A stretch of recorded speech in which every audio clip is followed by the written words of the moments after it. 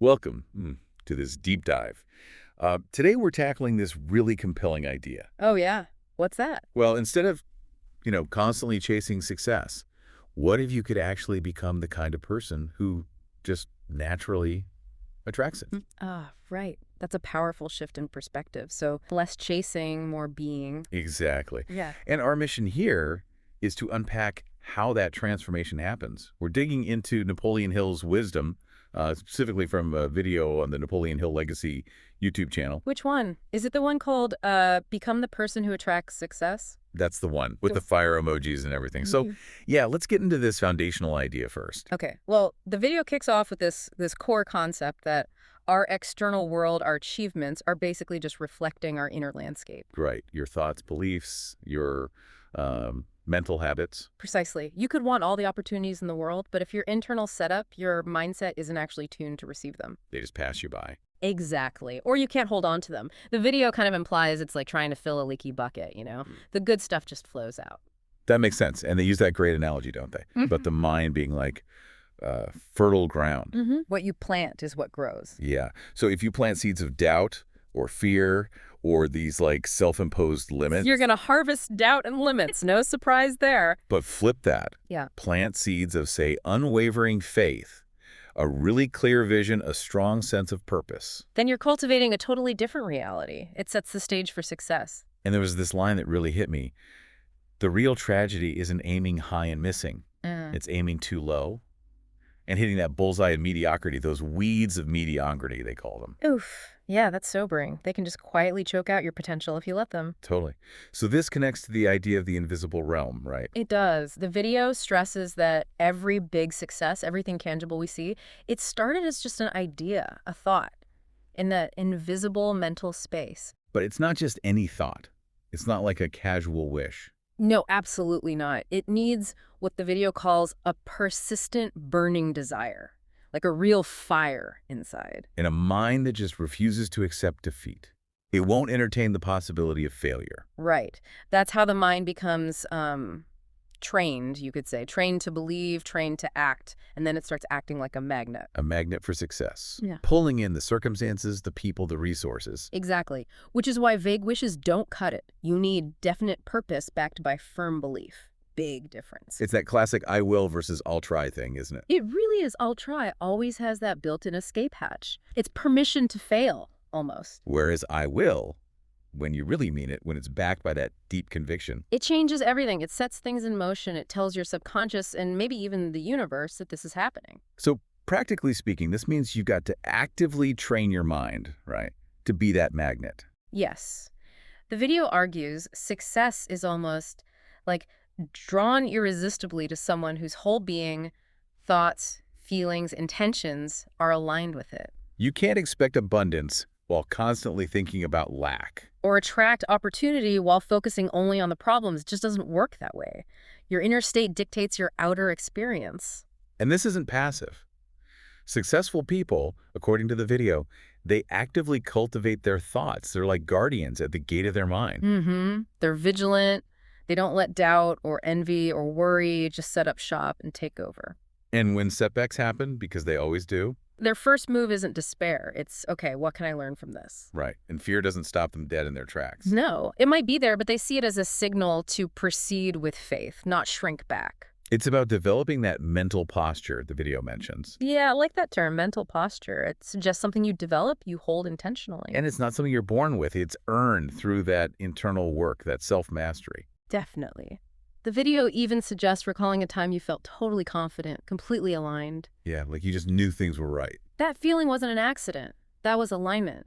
And the goal is to live in that state more often. And it's not arrogance, is it? It's a quiet certainty built on clarity and that inner conditioning. Exactly. It's deep confidence, not loud bravado. What I found really interesting was the emphasis on belief over talent or circumstances. Oh, totally. The video gives examples, right? People with maybe average smarts achieving amazing things because they just believed they could. While others who seem to have it all, talent, connections, whatever, they stay stuck. Because their minds are cluttered with hesitation, with fear, with what ifs. It really hammers home that mindset trumps almost everything else. So you need to, like, Talk to yourself differently. Yeah. Expect greatness. Start your day intentionally with empowering thoughts. And consciously choose your inputs. Surround yourself with positive stuff. It's an ongoing process. Seeing yourself as capable, as deserving. Yeah. Because those deep beliefs, they just naturally guide your actions. And shape your results. And underlying it all is that quiet assurance.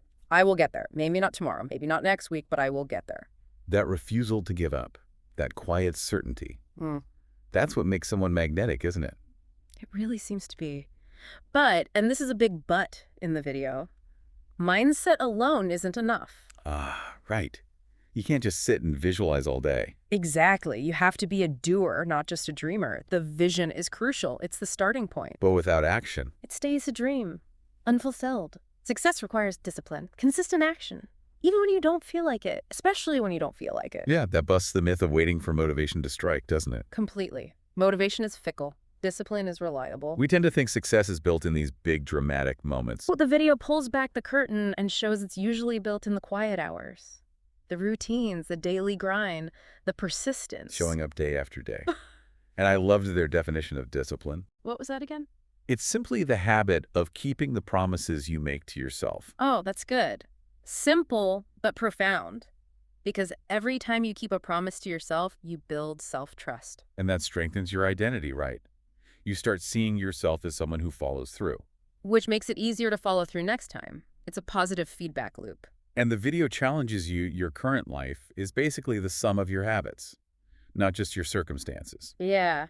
So if you want more success, you have to raise your standards. Your standards for your habits, for your daily actions. It's about setting a rhythm, approaching your work with focus, deliberately. Regardless of whether anyone's watching or applauding or how you feel in that particular moment. It's that internal drive, that commitment. Because consistent action, even small steps, builds momentum. And momentum is powerful. It attracts more opportunities. Yeah, unlike people who start strong but then fizzle out when things get tough. Right. Discipline is the differentiator there. Okay. Cultivating that staying power. You know, this seems like a good moment to mention for everyone listening. If you're getting value from this deep dive, finding these ideas helpful, Yeah. we really encourage you to check out and subscribe to the Napoleon Hill Legacy YouTube channel. They've got a ton more content like the video we're drawing from today. Absolutely. Lots of great stuff there if you want to go deeper into these principles. Okay, so back to the video's points. It talks about time, too, how time acts like an amplifier. That's crucial. It magnifies whatever you're consistently doing.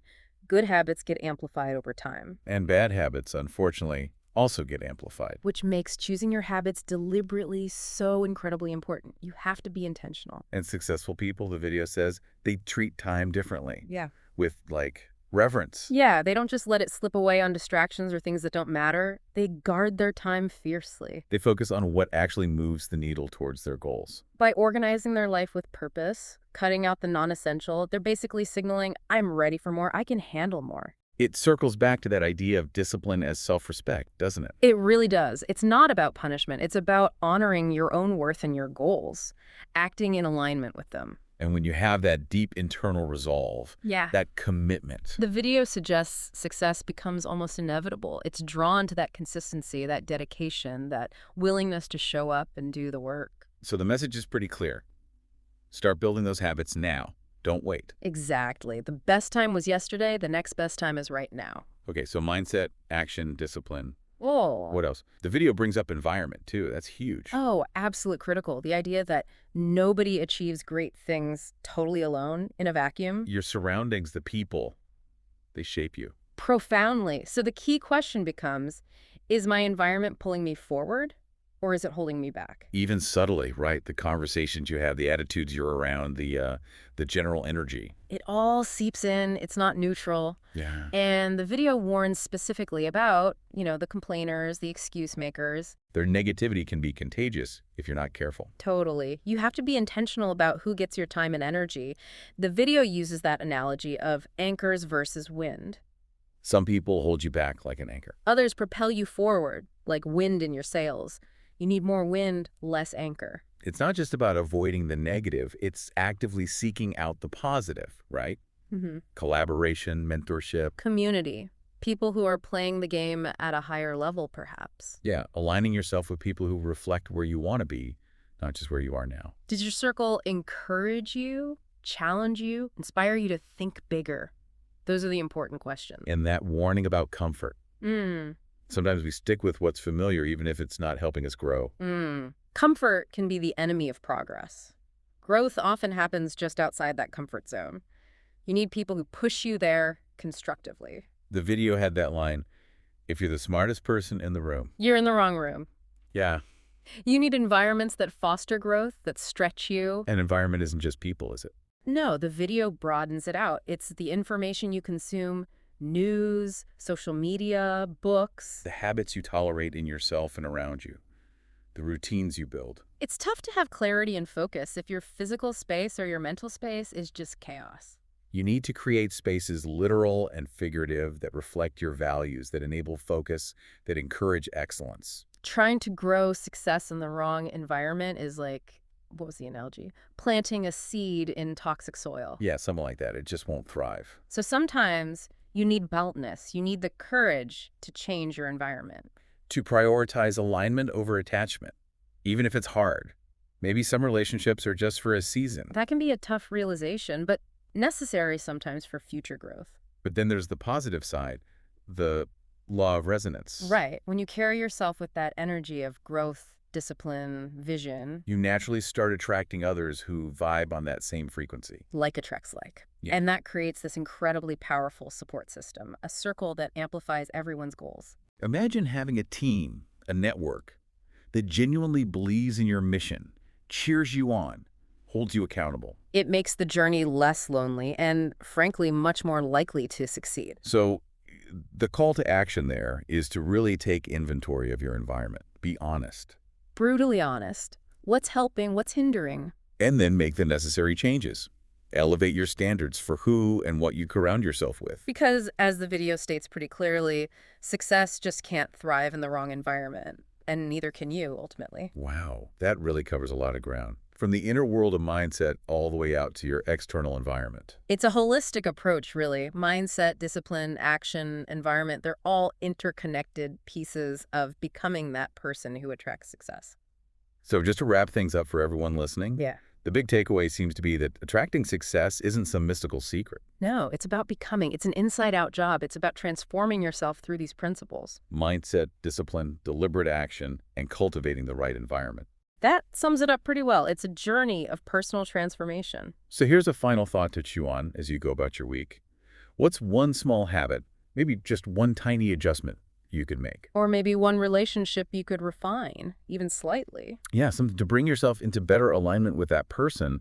You want to become the one who naturally attracts success. And maybe ask yourself, what's one seed? Could be faith, could be vision, could be purpose. What's one seed you'll consciously plant and start watering today?